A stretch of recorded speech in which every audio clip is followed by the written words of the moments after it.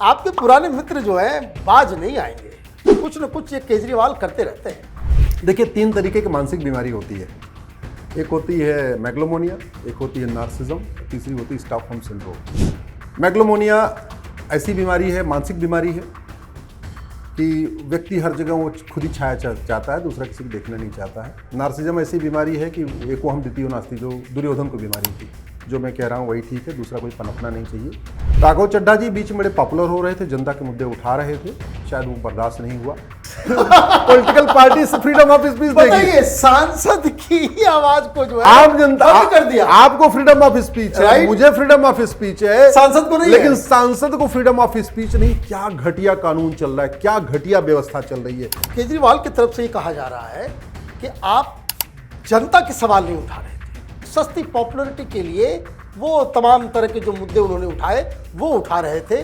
तो ये तो बताना चाहिए केजरीवाल को भाई पंजाब का मुद्दा क्या है। केजरीवाल ने वहां चुनाव से पहले कहा था सरकार बना दो, कठोर धर्मांतरण नियंत्रण कानून बनाएंगे। सरकार बन गई, अगला चुनाव आने वाला है। केजरीवाल ने पंजाब विधानसभा में धर्मांतरण नियंत्रण कानून क्यों नहीं बनाया? तो ये केजरीवाल बीच में वेटिकन भी गए थे जब मदर टेरेसा का ये हो रहा था, तो क्या लगता है कि उधर से भी कुछ कनेक्शन है इनका? देखिए, बहुत सीधी सी बात है, अगर आपको जो काम करना चाहिए आप काम नहीं कर रहे हैं तो स्वाभाविक सी बात है कहीं कोई कुछ तो चक्कर है। तो ये राघव चड्ढा अब क्या करेंगे? तो अब तो राघव चड्ढा को कोई रास्ता चुनना पड़ेगा। नमस्कार, कैपिटल टीवी में आपका स्वागत है। राघव चड्ढा आजकल सुर्खियों में क्यों? क्योंकि केजरीवाल ने उन्हें और दूसरे नेताओं की तरह दरकिनार कर दिया, आइसोलेट कर दिया, पाबंदी लगा दी कि वो सांसद हमारा है, जरूर है, लेकिन वो बोल नहीं सकता। बाकायदा राज्यसभा सेक्रेटेरिएट में चिट्ठी लिख करके ये कहा गया कि इसको बोलने की इजाज़त नहीं है। अब राघव चड्ढा भी कहाँ चुप बैठने वाले, वो वीडियो निकाल करके बाकायदा उन्होंने काउंटर कर दिया। युद्ध शुरू हो गया। लग रहा है कि दूसरा स्वाति मालीवाल पार्टी के अंदर। तो आज हमने सोचा कि आम आदमी पार्टी के अंदर क्या चल रहा है, ये केजरीवाल के साथ ये क्या विकृति है कि जो कोई भी थोड़ा पॉपुलर होना शुरू होता है उसके ऊपर अपना वज्रपात कर देते हैं वो। तो केजरीवाल के पुराने मित्र हमें मिल गए, देश के पीआईएल मैन हैं। बहुत कम लोग जानते हैं कि आम आदमी पार्टी का रजिस्ट्रेशन कराने वाले भी अश्विनी उपाध्याय जी हैं। आपका बहुत बहुत स्वागत है। आपके पुराने मित्र जो हैं बाज नहीं आएंगे, कुछ न कुछ ये केजरीवाल करते रहते हैं। देखिए, तीन तरीके की मानसिक बीमारी होती है। एक होती है मैग्लोमोनिया, एक होती है नार्सिज्म, तीसरी होती है स्टॉकहोम सिंड्रोम। मैग्लोमोनिया ऐसी बीमारी है, मानसिक बीमारी है कि व्यक्ति हर जगह वो खुद ही छाया चाहता है, दूसरा किसी को देखना नहीं चाहता है। नार्सिज्म ऐसी बीमारी है कि एको हम द्वितीयो नास्ति, जो दुर्योधन को बीमारी थी। जो मैं कह रहा हूँ वही ठीक है, दूसरा कोई पनपना नहीं चाहिए। राघव चड्ढा जी बीच में बड़े पॉपुलर हो रहे थे, जनता के मुद्दे उठा रहे थे, शायद वो बर्दाश्त नहीं हुआ। तो राघव चड्ढा की योग्यता ही उनकी अयोग्यता हो गई।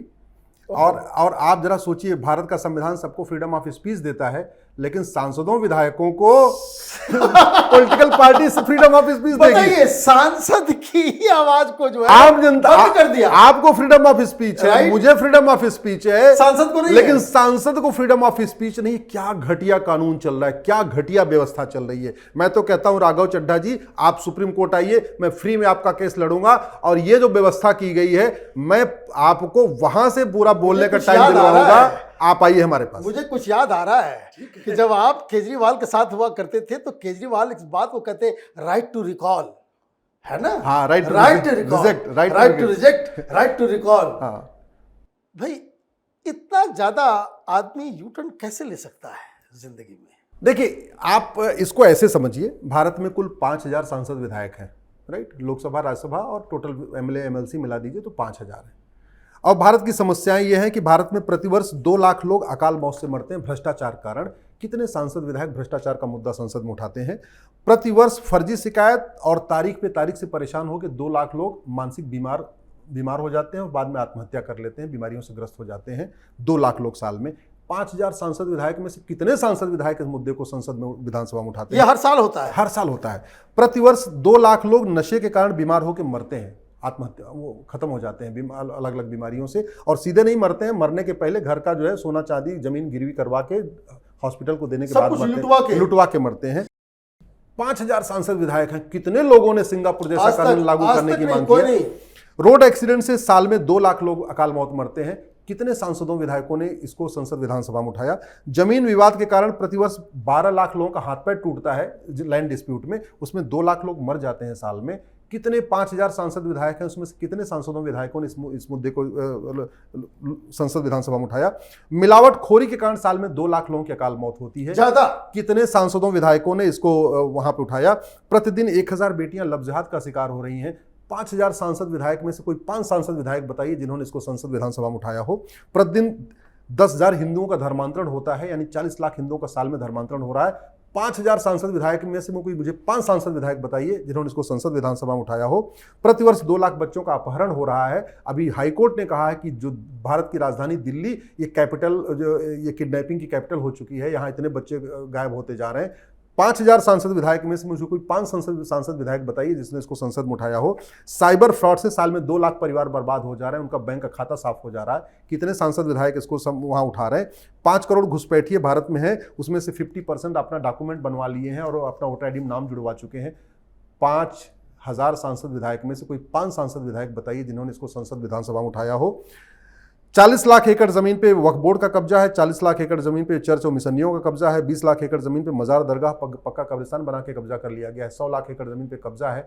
5000 सांसद विधायक हैं, उसमें से कोई 5 सांसद विधायक का नाम बताइए जिन्होंने इसको संसद विधानसभा में उठाया हो। आतंकवाद, अलगाववाद, जिहाद के खिलाफ कितने सांसद विधायक हैं जो वहां बोल रहे हैं? ओटीटी के जरिए अश्लीलता फैलाई जा रही है, फुहड़ता फैलाई जा रही है। मुझे 5000 सांसद विधायक में से कोई एक बताइए जिन्होंने संसद विधानसभा में उठाया हो। एक मिनट। भारत में 5000 सांसद में से कितने सांसदों विधायकों ने कहा कि एक भारतीय नामकरण संहिता बना के गुलामी का नाम मिटा दिया जाए? कितने सांसदों विधायकों ने कहा कि भारतीय धरोहर संहिता बना के गुलामी के निशान मिटा दिया जाए? कितने सांसदों विधायकों ने कहा कि मुगल चले गए, मदरसा बंद होना चाहिए, अंग्रेज चले गए, मॉन्टेसरी मिशनरी बंद होना चाहिए, भारतीय शिक्षा पद्धति लागू होना चाहिए? कितने सांसदों विधायकों ने कहा कि भारतीय चिकित्सा संहिता बनाई जाए, विदेशी चिकित्सा व्यवस्था को रोका जाए? कितने सांसदों विधायकों ने संसद में कहा कि एक भारतीय नागरिक संहिता बनाई जाए, मजहब के आधार पर नियम कानून खत्म किए जाए? कितने सांसदों विधायकों ने पुलिस चार्टर लागू करने और पुलिस रिफॉर्म करने की बात किया? किसने सांसदों विधायकों ने जुडिशियल रिफॉर्म करने और जस्टिस विधिनियम लागू करने की बात किया? भारत के 5000 सांसद विधायक हैं, कितने सांसदों विधायकों ने कहा गुलामी की प्रशासनिक व्यवस्था बंद होनी चाहिए और एक भारतीय प्रशासनिक संहिता लागू होनी चाहिए? कितने सांसदों विधायकों ने कहा 1951 का घटिया जो है रिप्रेजेंटेशन ऑफ पीपल खत्म होना चाहिए, आपको संसद के अंदर होना चाहिए? एक मिनट रुकिए। कितने 5000 सांसद विधायकों में से कितने ने बोला 1951 का घटिया कानून खत्म करो, नया एक भारतीय चुनाव संहिता लागू करो? 1949 वाला घटिया बैंकिंग एक्ट चल रहा है, बैंकों के जरिए पूरा काला धन इधर से उधर ट्रांसफर हो रहा है। 5000 सांसदों विधायकों में से कितने सांसदों विधायकों ने कहा एक नई भारतीय यूनिफॉर्म बैंकिंग कोड बनाओ? कितने सांसदों विधायकों ने कहा यूनिफॉर्म प्रॉपर्टी कोड बनाओ? कितनों सांसदों विधायकों ने कहा 225 अंग्रेजी कानून बने हुए इनको खत्म करो, नए कानून बनाओ? ठीक है, मुझे तो इसमें से राघव चड्ढा बहुत कुछ नहीं कर रहे थे, लेकिन कहते नहीं अंधों में काना राजा, थोड़ा सा काम कर रहे थे। 2-4 उन्होंने मुद्दे ठीक ठाक उठाए थे, करने के लिए बहुत कुछ है। मैं वापस आता हूं केजरीवाल के ऊपर। केजरीवाल की तरफ से ये कहा जा रहा है कि आप जनता के सवाल नहीं उठा रहे थे, सरकार से सवाल नहीं पूछ रहे थे, और आप पंजाब से आते हैं, पंजाब को लेकर के आप सवाल नहीं खड़ा कर रहे थे। आप जो है सस्ती पॉपुलैरिटी के लिए वो तमाम तरह के जो मुद्दे उन्होंने उठाए वो उठा रहे थे। तो ये तो बताना चाहिए केजरीवाल को भाई पंजाब का मुद्दा क्या है। मुझे तो लगता है कि मैं बताता हूं कन्वर्जन सबसे बड़ा मुद्दा है वहां। देखिए, केजरीवाल ने वहां चुनाव से पहले कहा था सरकार बना दो, कठोर धर्मांतरण नियंत्रण कानून बनाएंगे। सरकार बन गई, अगला चुनाव आने वाला है। केजरीवाल ने पंजाब विधानसभा में धर्मांतरण नियंत्रण कानून क्यों नहीं बनाया? केजरीवाल ने कहा था सरकार बना दो, नशाबंदी कर देंगे पंजाब से, पंजाब फुल स्टेट है। अब केजरीवाल के पास वो भी बहाना नहीं है कि हमारे पास तो कानून बनाने का अधिकार नहीं है, दिल्ली पूर्ण राज्य नहीं है, पंजाब पूर्ण राज्य है। केजरीवाल के पास अधिकार है वो नशा तस्करों की नागरिकता खत्म करने, नशा तस्करों को फांसी देने के लिए सिंगापुर जैसा कानून पंजाब विधानसभा से पास करा दें। क्यों नहीं पास करा दिया? तो पंजाब में घुसपैठिए बसते जा रहे हैं, केजरीवाल को चिंता नहीं है।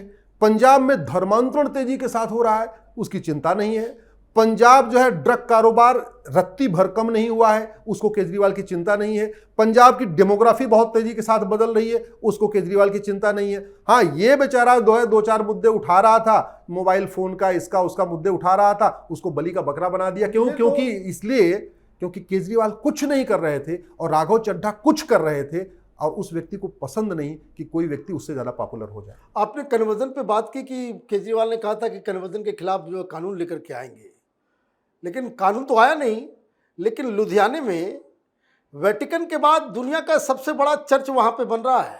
बिल्कुल बन रहा है। ये जानकारी और जो आंकड़े हैं, जो पता चलता है, जो लोग बताते हैं कि आज की तारीख में सबसे ज़्यादा क्रिश्चियन मिशनरीज एक्टिव पंजाब के अंदर है और सिखों को, हिंदुओं को और खास करके दलित वर्ग के सिख और हिंदुओं को कन्वर्ट करने का सबसे बड़ा इंडस्ट्री पंजाब के अंदर चल रहा है। जब से केजरीवाल आए हैं वहाँ क्रिश्चियन मिशनरियाँ ऐसे लगता बेखौफ होकर अपना काम कर रही हैं। बहुत तेजी के साथ वहाँ चर्च बन रहे हैं, बहुत तेजी के साथ वहाँ पे कॉन्वेंट बनते जा रहे हैं, बहुत तेजी के साथ वहाँ पे मिशनरी स्कूल बनते जा रहे हैं, बहुत तेजी के साथ धर्मांतरण, और ये कड़वी सच्चाई है। चंगाई सभा भी तो लगता है, चंगाई सभा बहुत तेजी के साथ हो रही है। नपुंसकता ठीक कर रहे हैं चंगाई सभा में, बाजपन ठीक कर दे रहे हैं, कैंसर ठीक करने का वादा करते हैं, गरीबी हटाने का वादा, मतलब ऐसा कोई बीमारी नहीं है जिसको चंगाई सभा में ठीक करने की बात नहीं हो रही है। व्हील चेयर पे चलते हैं, बेचारा व्हील चेयर पे चल रहा है, जो है लंगड़े को जो है ठीक कर दिया जाता है। कह रहा हूं कि केजरीवाल पूरी तरीके से एक्सपोज हो चुके हैं और अगर अभी भी कोई केजरीवाल के ऊपर ट्रस्ट करता है तो मुझे लगता है कि अब उसको कुछ इलाज की जरूरत है। केजरीवाल बिल्कुल ट्रस्टेबल नहीं है।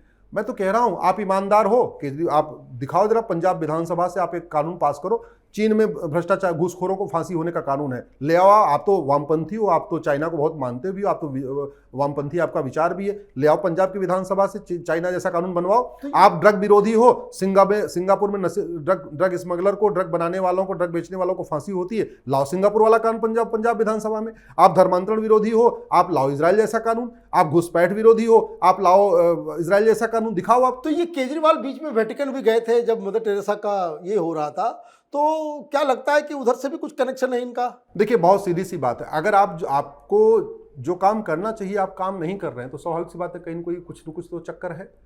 भाई नेता दो ही काम के लिए करते हैं, या तो वोट के लिए करते हैं तो नोट के लिए करते हैं। अब केजरीवाल अगर धर्मांतरण नहीं रोक रहे हैं तो वोट का फायदा है या तो नोट का फायदा है। अगर केजरीवाल ड्रग के खिलाफ कठोर कानून नहीं बना रहे हैं सिंगापुर जैसा, तो इसका मतलब या तो वोट का फायदा नहीं बना रहे हैं, कुछ एक्शन के नाम पे कुछ जो नीचे लेवल के काम करने वाले कुछ लोगों के घर पे बुलडोजर वगैरह चलाया गया था। मैं तो बता रहा हूं कि पंजाब में मुझे कोई एक drug smuggler, drug supplier, drug dealer, drug manufacturer, drug peddler जिसका रिश्ता पाकिस्तान के साथ हो, जो किसी उसके ऊपर कार्रवाई हुई तो दिखाओ आप। वो पेडलर जो बेचारा जा रहा है उसको 4 से 10 हजार रुपए मिल जाता है, बेच किया जाता है, उसको पकड़ के तो उसको कनपटी बजा देना तो बहुत आसान बात है। कोई ड्रग सप्लायर जो मेन मैन्युफैक्चरर है, जो मेन वहां पे एक्सपोर्टर है, जो मेन वहां पे डीलर है, माफिया, उनको बताओ किसी घर पे बुलडोजर चला हो, किसी की प्रॉपर्टी जब्त करा दिया हो, किसी को उठा के, मैं कह रहा हूं और कुछ नहीं काम कर सकते। पंजाब में एंटी ड्रग कोर्ट क्यों नहीं बनाई, स्पेशल ड्रग कोर्ट क्यों नहीं बनाई? हमने पीआईएल फाइल किया, माननीय सुप्रीम कोर्ट से कहा एमएलए एमपी कोर्ट बनना चाहिए पूरे देश में, और 500 सांसदों विधायकों को सजा हो चुकी है। अगर पंजाब में भी ऐसे ही विशेष एंटी ड्रग कोर्ट बना दी जाए, नशा विरोधी स्पेशल कोर्ट बने, और केजरीवाल की सरकार वहां से कानून बना के बोले कि ड्रग का मामला 1 साल के अंदर डिसाइड होगा, तो कम से कम अब तक 100, 200, 400 ड्रग स्मगलर को सजा हो चुकी होती। क्यों नहीं कानून बनाया? किसने रोका हुआ है? अब तो फुल स्टेट है ना, अब तो वो बहाना नहीं है कि हमारे पास दिल्ली है जी, हमारे पास तो अधिकारी है, क्या करूं जी, मैं तो कानून बना ही नहीं सकता। अब तो सब बना सकते हो, जो आपको मन चाहिए वो कानून बना सकते हो। कानून बना ही नहीं रहे, इसका मतलब कथनी और करनी में अंतर है। तो इसका ये जो केजरीवाल कह रहे हैं कि आप पंजाब के मुद्दे नहीं उठा रहे हो, इसलिए आपको जो है बोलने पे पाबंदी लगा दे रहे हैं, क्या यही कारण है? नहीं, तो पंजाब के मुद्दे उठाने की जरूरत ही नहीं, पंजाब के मुद्दे पे कानून बनाने की जरूरत है। पंजाब का जो भी मुद्दा है उन सभी मुद्दों पे केजरीवाल जी और भगवंत मान जी कानून बना सकते हैं। अल्टीमेटली वहां की सरकार तो केजरीवाल जी चला रहे हैं। केजरीवाल अगर कानून बनाए नशे के खिलाफ, भ्रष्टाचार खिलाफ, घूसखोरी खिलाफ, कमीशनखोरी खिलाफ, जमाखोरी खिलाफ, मिलावटखोरी खिलाफ, तो कौन रोकेगा भैया? फुल स्टेट है, बनाओ ना। आप तो चाहो तो पार्लियामेंट के बने हुए कानून से अच्छा कानून बना सकते हो, किसने रोका हुआ है? लेकिन नहीं बना रहे। एक कानून मुझे बताओ आपकी केजरीवाल ने सरकार बनने के बाद कोई एक कानून बना दिया हो? पहले उसके नाम पे वो चोर है, वो ड्रग स्मगलर है, दुनिया भर की बातें करते थे, उसमें से कितने लोगों को जेल भेज दिया? आप मुझे बता दो। माफी मांग ली फिर तो, कितने लोगों को जेल भेज दिया? बस वही, बाकी लोगों से तो माफी मांग ली, और बाकी लोगों से माफी मांग लिया। तो ये राघव चड्ढा अब क्या करेंगे? देखिए, राघव चड्ढा पढ़े लिखे आदमी है, राघव चड्ढा ठीक से मुद्दा उठा रहे थे, राघव चड्ढा की पॉपुलैरिटी बढ़ रही थी, लेकिन अब तो उनको दूध में मक्खी की तरीके निकाल के फेंक दिया है। तो अब तो राघव चड्ढा को कोई रास्ता चुनना पड़ेगा। हमने भी क्या किया, हमने एक रास्ता चुना कि हम भैया कुछ नहीं करते, हम तो सुप्रीम कोर्ट के जरिए अपना काम बढ़ाएंगे। अब राघव चड्ढा को कुछ अपने रास्ता चुनना पड़ेगा। राघव चड्ढा से मेरा भी कोई संपर्क नहीं है, इसलिए मैं उनको क्या कहूँ। लेकिन राघव चड्ढा जिस तरीके के मुद्दे उठा रहे थे और वास्तव में अगर वो ईमानदारी से अपने समाज के लिए काम करना चाहते तो और भी रास्ते हैं, और भी रास्ते हैं, उनको वो रास्ता अपनाना चाहिए। चाहिए। आपका बहुत बहुत धन्यवाद। अगर आपको ये वीडियो पसंद आया तो आप इसे लाइक करें, शेयर करें और कैपिटल टीवी को सब्सक्राइब करें। धन्यवाद।